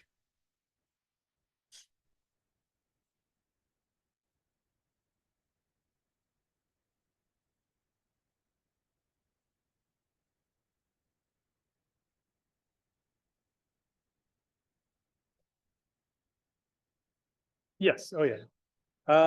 Actually, yes, it looks like nobody else is approaching the microphone, so we will close the public hearing. And yes, this is your chance to respond to any comments that were made. I would just like to address the environmental issue that came up with the tanks under the ground. If this comes to be and it is sold and somebody does not want the gas station, the DEC makes you take the tanks out from under the ground and remediate if there is any issues. There is no skirting that issue. Those tanks come out and that soil is clean. You have 1 year. If the gas station is not operational for a full year, tanks come out. I'd like to address comments raised concerning the lack of a traffic study, because essentially that was reflected in my response letter. The traffic study is going to look at two things primarily: the level of service of the road, that is the amount of traffic it normally sees, and also the accident rate. I address both those things in the content of my comments. The level of service is the level of service of traffic on a highway, and it varies all through the state depending on the facility type. You've got a minor arterial, which is what Prospect Street is and Glenwood is, to major arterial, collectors, and freeways and so forth. This is an urban minor arterial, and the level of service is a C. A level of service is a level of service that's standard. All highways in the state need to at least provide a level of service C. Level of service A and B are even better. And it means that you probably got a little bit too much facility for what you have. The other element is the accident rate. Now, I did do the study of the accidents. As the 14 accidents that were covered, I previously mentioned that 2 of those were bike accidents. There were about 10 of them that were related specifically to the intersection, and about the actual rate. Now, including the accidents with the bikes and with the parking vehicles on the north side of Glenwood, the Prospect Glenwood intersection, the accident rate was a 0.7 compared to 3.5 intersection accident rates per million entering vehicles. So those 2 things are already addressed. And my observations and review analysis of the accidents, it appears that the difficulty with the intersection is the Prospect is traveling east, turning left onto Glenwood North. That's built out the facilities, the road, the buildings are built up right out to the back of the sidewalk. So that's not a problem that's really related to our site use at all. But in addition, it's a problem that goes beyond our issue. Okay, so, and it's not something that, even if it was identified, and it would be identified, we couldn't address it because it's outside of our Okay, but realm. by the same token, we're not crossing into the intersection. Exactly. You have to understand that anybody coming out of this facility is going to have to make the right-hand turn, including in the middle of the night, the delivery man. Nobody is crossing going left to go into the intersection. That would be a hazard right there. Plus you'd have a stacking issue. So all of this was taken into consideration when the station was designed. A couple of other points, as I've mentioned already, What about you can't go on the other side of the one-way dispenser because there's no drive lane. as the gentleman pointed out, there was concern that people might jump the curb to go into the north side of the pumps. Well, the pumps, if you see the site plan, the landscape strip is the 4 feet behind the sidewalk, and then the pumps be right up against the landscape strip. So there's nothing even to symbol or to suggest that you'd have entrance on that side. You've got a 3-foot hedge in front of you to run through. And let's see. Drainage, that's all taken into consideration when the canopy is put in. Yeah. The drainage from the top of the canopy goes down the columns into the ground, it's collected, and then it goes into stormwater. Yeah. The DEC and the DOT do not want that kind of an emission into any roadway. That's really all I have in response, unless you have more questions, please. There was a mention of fire suppression. I think obviously that's something. New that's York gotta be State addressed. changed that law. You don't need an Ansel system anymore. The Ansel system would be the arms that come down, Hold and on. then the Okay. canisters are on top of the dispenser, and they're filled and they're checked annually. You don't need that anymore. And I can very happily, I'll send you the code that reflects that. What you do need is special distinguishers that are mounted on the columns. And the station has emergency, it has shut-offs. A customer can do it, inside the store can do it. So all of that has been reconsidered through the state of New York. Tito, I have a question. Nick, sorry, I'm so loud. Would we be able to put parameters on the time frame of delivery for the fuel? Would we be able to put parameters on the delivery for the time for the fuel? Like, we've done with different other things. Yeah, you could put hours of delivery. You could dictate delivery hours. Is that the That question? fuel could only be Yeah. delivered from X time. Right.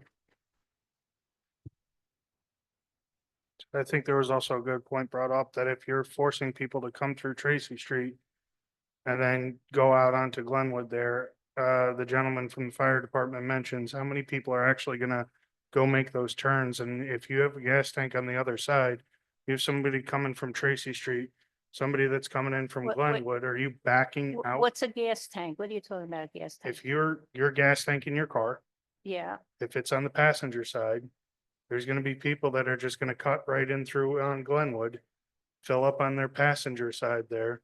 And then if you have somebody coming in from Tracy Street, are you now basically essentially asking somebody to back their car out into that intersection onto Glenwood, backing up into that No. intersection? no, you're not. No, I yes, just- that's a bad visual. You're giving yourself a bad Right, visual.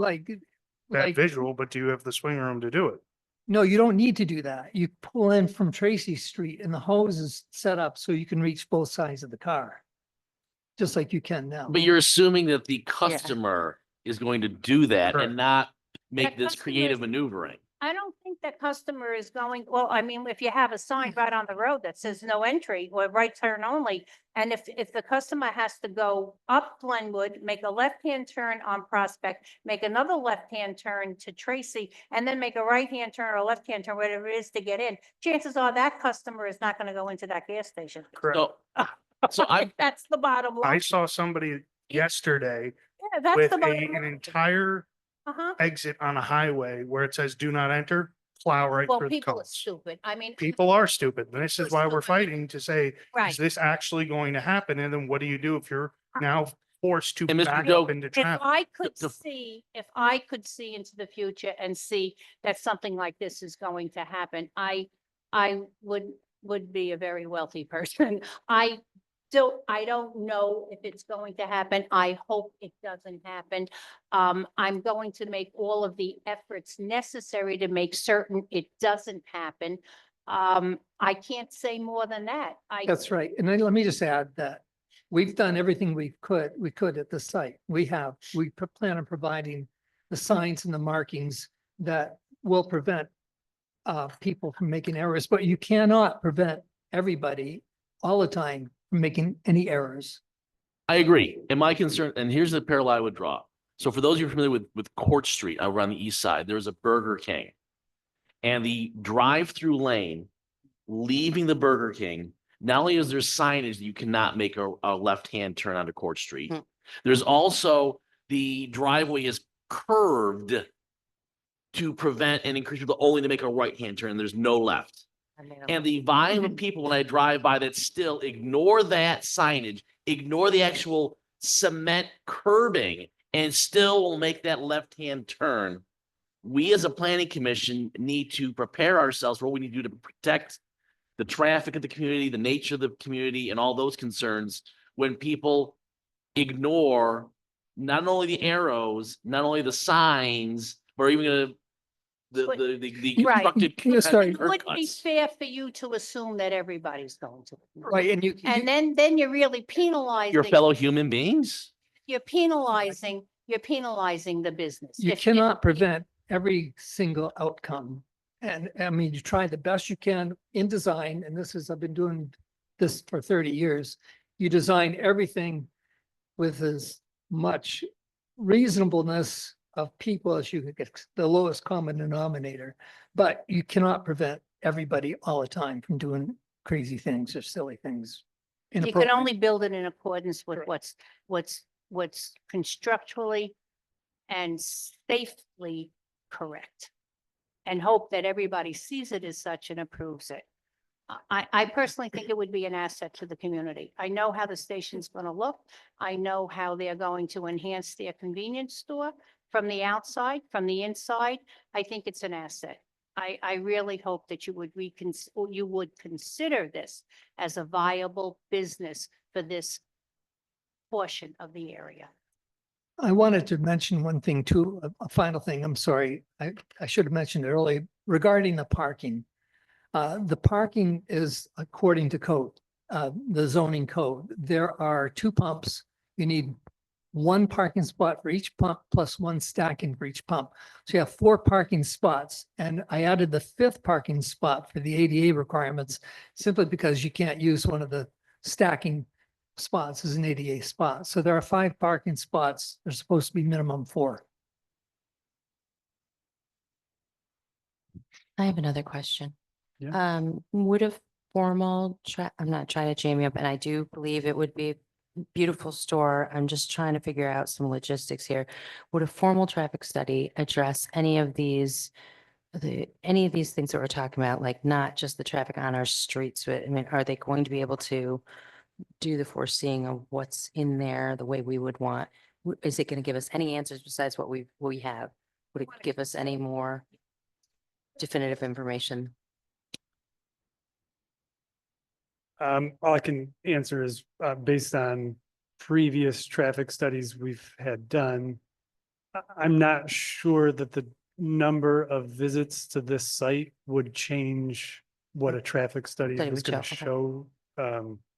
I think the way Mr. Doak summarized it is pretty accurate to what the traffic study is going Just to trying show. to, get some.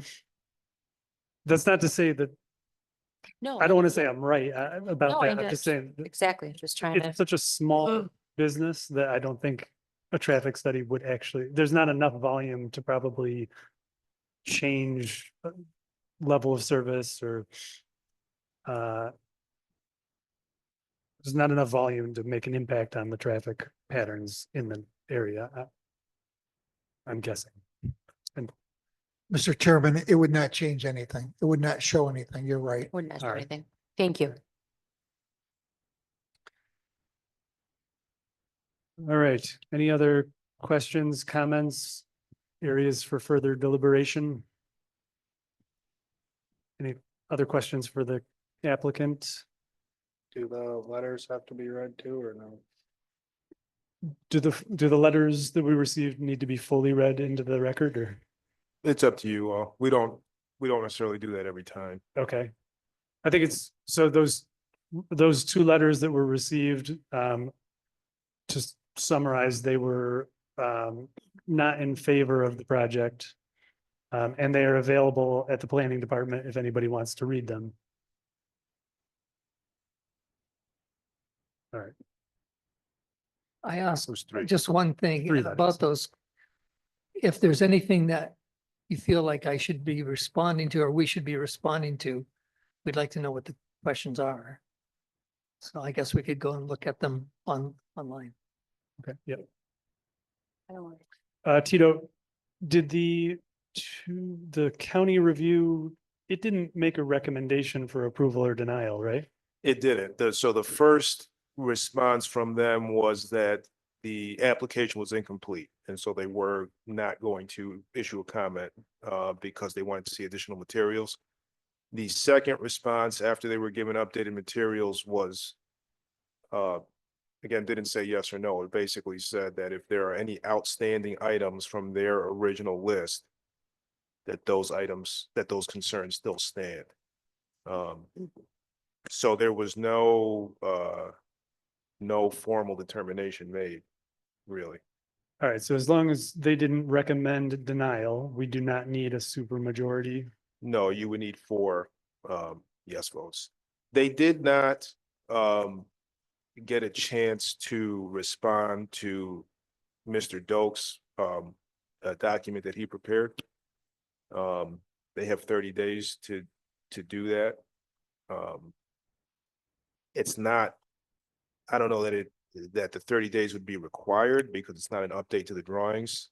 But I don't know if that's something the planning commission's interested in. All right, does anybody feel uncomfortable moving forward without the county seeing Mr. Dokes' responses to their comments? Okay. All right. And they didn't make a formal recommendation, so it's not a supermajority needed for approval. All right.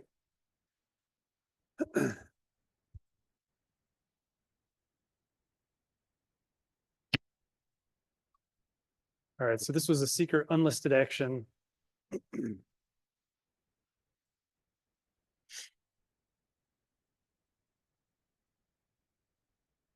Well, in the interest of keeping things moving, I'm going to make a motion and I guess we're going to see what happens.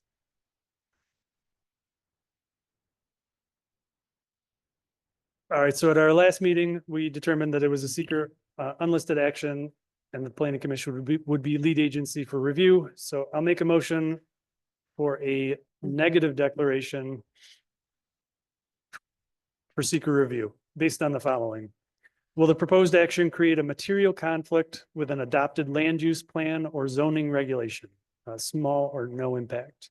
Will the proposed action result in a change in the use or intensity of use of land? No or small impact. Will the proposed action impair the character or quality of the existing community? Small impact. Will the proposed action have an impact on the environmental characteristics that cause the establishment of a critical environmental area? No. Will the proposed action result in an adverse change in the existing level of traffic or affect existing infrastructure for mass transit, biking, or walkways? No or small impact. Will the proposed action cause an increase in the use of energy and it fails to incorporate reasonably available energy conservation or renewable energy opportunities? No or small impact. Will the proposed action impact existing public or private water supplies or public or private wastewater treatment utilities? No or small impact. Will the proposed action impair the character or quality of important historic, archaeological, architectural, or aesthetic resources? No or small impact. Will the proposed action result in an adverse change to natural resources? No or small impact.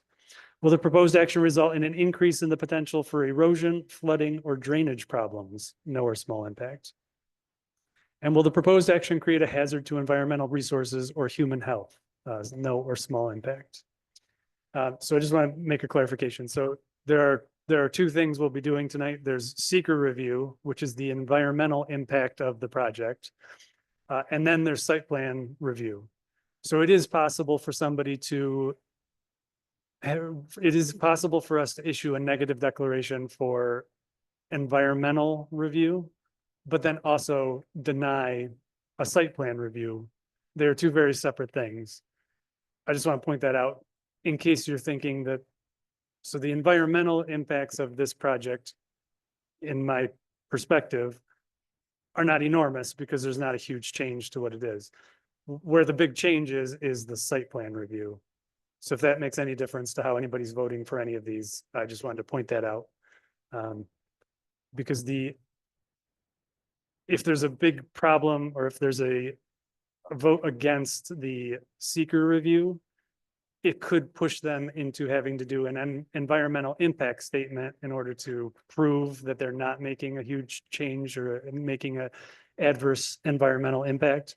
And that is an enormous request for somebody to go through. Whereas a site plan, if you had an issue with the site plan that you wanted them to address, that's more localized and would not necessarily require a full environmental impact statement. All right, so based on those items from before, I'll make a motion for a negative declaration for seeker review. Is there a second for that motion? All right, a second by Joe. All in favor? All right, that's 2 in favor and all opposed. All right, that's 2 opposed. I'm going to say in favor. Okay, so Kelly is in favor. So that'll be 3 in favor, 2 opposed. All right, for seeker review, And Nick, just to clarify, my no vote is because I believe on 3 of those check marks on the chart that there would be a moderate to large impact that may occur. And perfect. I would want to issue a positive Okay, declaration. all right. Tim, you feel similarly? Chris, will you state which ones, just so they're on your please? Yeah. Yeah. So I think I still have concerns about number 3, will the proposed action impair the character or quality of the existing community? I think a moderate or large impact may occur. Okay. Number 5, will the proposed action result in an adverse change in the existing level of traffic or affect the existing infrastructure for mass transit, biking, or walkway? I think a moderate to large impact may occur. And the very last bullet point, will a proposed action create a hazard to the environmental resources or human health? Again, I think a moderate to large impact could occur. I agree with Chris. All right. All right, so that's a 3-2 vote. What does that do tonight, Tito? So the motion to issue a negative declaration fails. Someone can make a motion to issue a positive declaration, but you just get the inverse, which would still fail. You could table it and hope we have a full board next month, and then that would maybe allow a tiebreaker. Need 4 votes on any decision? Correct. Yep. Okay. Can I ask another question if we are going to table it? Would we be able to, on the site plan review, put in stipulations or can you vote now if we might put in stipulations going forward? Like conditions of approval? Thank you, Tito, sorry. You would want to do that with a motion to approve, which you can't do until you do seekers, so. Secret, okay, that's what I thought.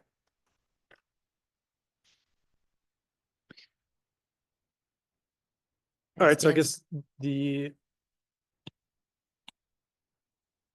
guess the question is to the applicant.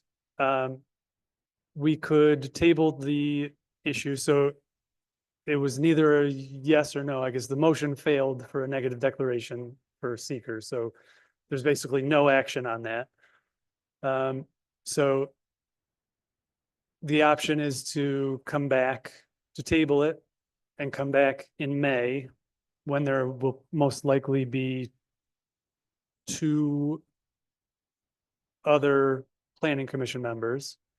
And hopefully we'll have a full quorum, or a full cast members will all be here.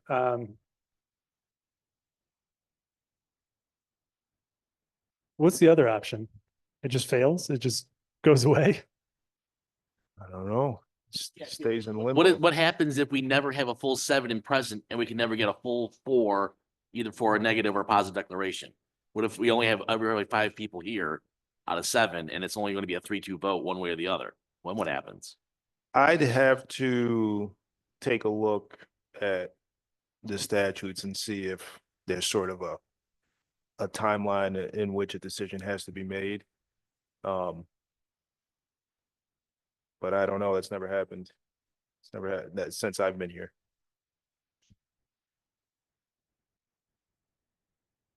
Most likely at the, oh, go ahead, Ron. Would you like to check and see if maybe you could do a positive deck?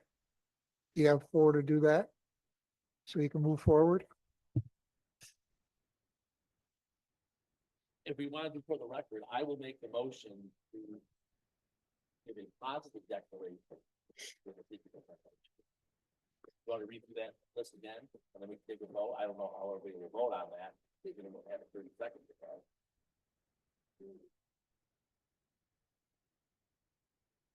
So I hesitate to answer. I'm just thinking about whether, in the interest of keeping it moving forward, whether I would change my vote based on one of the 3 items that you said. Do you mind, Chris, is there one of those items that is most important to you or you feel is the most? And I think all 3 are at least, equal. red flags for me, or at least Okay. bright orange flags. I think your traffic is still your biggest issue there. So the traffic.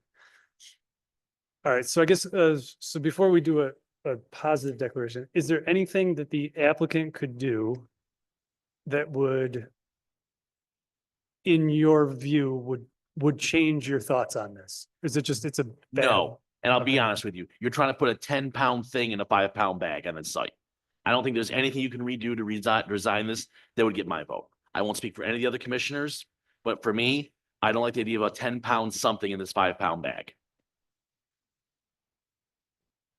All right. Are you saying? What? Well, is either of the other positives? Sorry, it was just Tim. Do you feel similarly to Chris that there's probably nothing that could change on the plan or the way they've got things laid out that would make this? I mean, it just, viable? the nature of human beings is getting dumber and dumber. As I hate to say that, but it's the truth. I literally see you have issues if you've got two cars in there at once. Somebody's coming in from Glenwood, now you're forcing somebody to back out onto Glenwood like that. It's, the traffic issue is gonna be exponentially worse. And I think the biggest issue that you have is you already have two residential gas stations 0.3 miles away in either direction. Why are we flooding an area with additional gas stations on gas stations on gas stations, which is why city council is bringing this up to their proposal as well. So if we're trying to keep in coordinates with everybody here, it's, we've got too many gas stations as it is. And you've got a high trafficked area. As Chris mentioned, you're putting 5 pounds of stuff in a 10-pound bag. Okay. So really the safety issue is, there's really no way to The fix. issue is massive, especially with this intersection. There's a lot of moving parts to it. I just don't see how you can put new traffic lights, you could put new signage, you could put a cop there. Nobody's going to care. They're going to do whatever they want to do. Okay. So a severe safety concern. Yeah, sure. May I just ask something? And I'm saying this with the utmost respect. I hear what you're saying, okay? You're concerned, besides the intersection, that it's not even the intersection. Your concern is that somebody's going to come up Glenwood and come in the right turn only. That's what you're saying. Because this is not, nobody's going to hit the intersection from the way this is laid out. But your other concern is that you feel that the city has too many gas stations. That said, right now, there's no moratorium on gas stations. So if this is refused because some or all feel there's too many gas stations, only there's too many gas stations in Binghamton, then that is really a discriminatory thing against somebody who wants to build a gas station because you don't have a moratorium. You've also stated that gas makes zero money at this. No, I didn't. I said, to be honest, gas, there's no money in gas. That was what I said. So you There's already no have the money in gas. convenience store So aspect you're of it. talking- But you're talking about gas margins. You're not in the gas business. I am. What you may see as money, I'm telling you it's pennies. It's pennies. But it's built into, according to the number of gallons you use over the course of a year. So if you want to say there's a 10-cent margin on gas, you're not going to work your ass, pardon me, you're not going to work that hard for 10 cents a gallon, right? And you're not going to want to pay 3% on credit cards for 10 cents a gallon. But there are people who do. There are people who are in the I'm not gas business. disagreeing with you. But- I but see that's people not do that, my- but if you have other districts such as the town of Dickinson who have opposition to this as well, you have tons of public comment who have opposition to this. It's, the issue is you're looking at the constituents that live here. I live in this community and see these areas every day onto where I do see this as a traffic issue. I do see where Okay, you see your it as, community has the issues with that. if you see it as a traffic issue, I have to respect that. I'm saying the way this was laid out and the fact that the intersection is here and the station is here. The only concern you have is here, and that's the that's the out only on Glenwood. I That's also have the community members who have made their responses known that they're in opposition to this as well. how many were there? I mean, I don't know, but getting back to what I said about the blanket statement that there's too many gas stations in Binghamton, there's no moratorium on gas stations right now. So to fail something because there's too many gas stations in Binghamton, and there's only going to be more. I just want to Yeah. jump in and defend the planning commission member, Tim. I don't think it was about the gas station itself. In my view of what he was saying and how it relates to our review, too many gas stations starts to change the character of the neighborhood. That would be a relative point towards our checklist of items that we're usually are commenting on.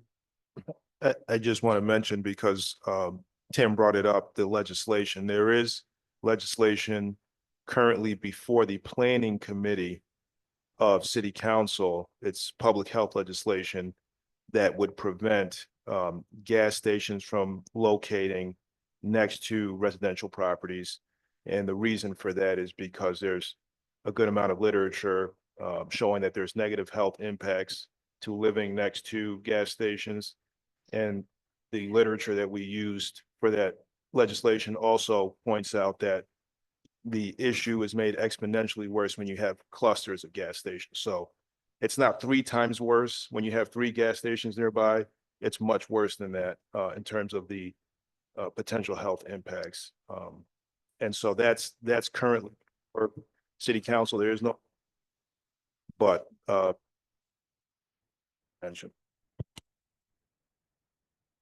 I think that said, I think this has got to get tabled. I think this is just not the right, we can do this for hours. That what Tito just said, not about all the gas stations, too many competition or anything like that. I worry about the traffic patterns. I have going into site review is going to have a lot of comments on that.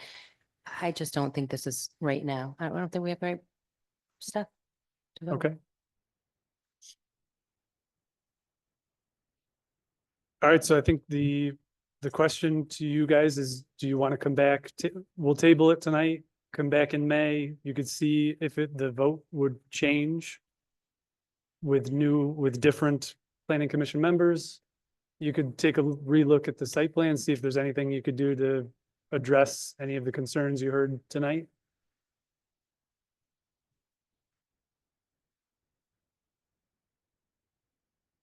Speaking on behalf of the client, I haven't talked to them since the meeting began, but I think at this point, we'd like to table it for the next meeting. Okay. And we'll get back to you if there's any change in that.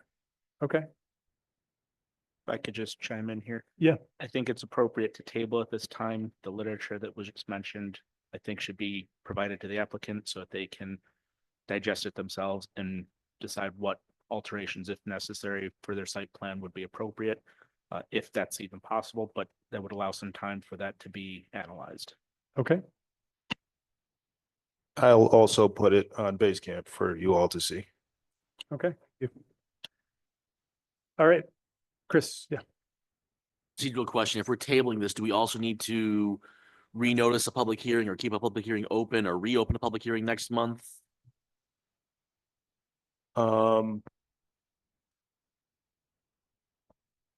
You can leave it open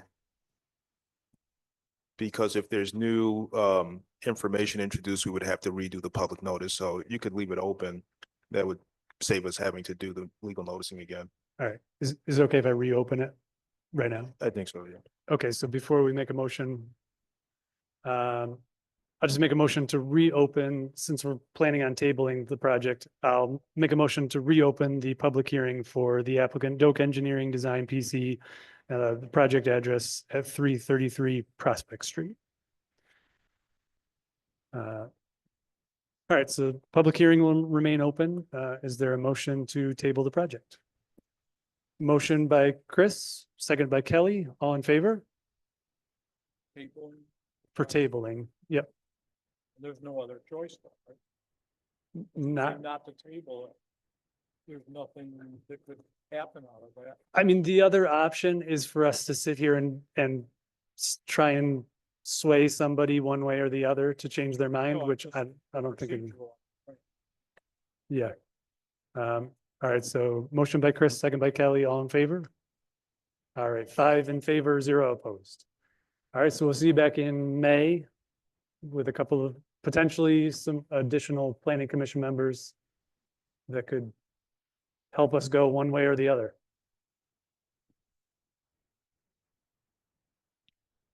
Thank you. I think that's all. All right, thank you. All right.